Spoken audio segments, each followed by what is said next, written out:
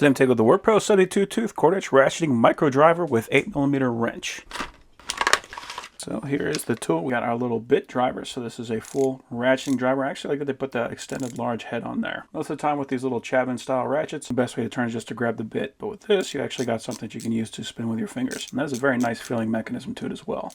That is reversible. It does have an 8mm on the other end. Kind of a strange choice for me, but that is something that you would find useful. Then we got that right there. It does come with a selection of bits. So we got a T10 up to a T25 Torx. We got our square drivers for our electricians out there. We got a couple of hex that are actually in standard instead of metric. That's something I don't normally see. Got our flatheads, and we got a bunch of Phillips. So the one I use the most is a PH2. We actually have two of the PH2s.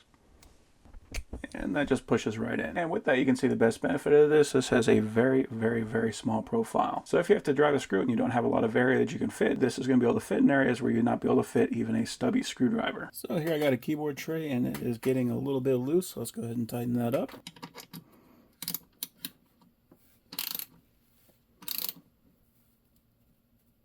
Nice.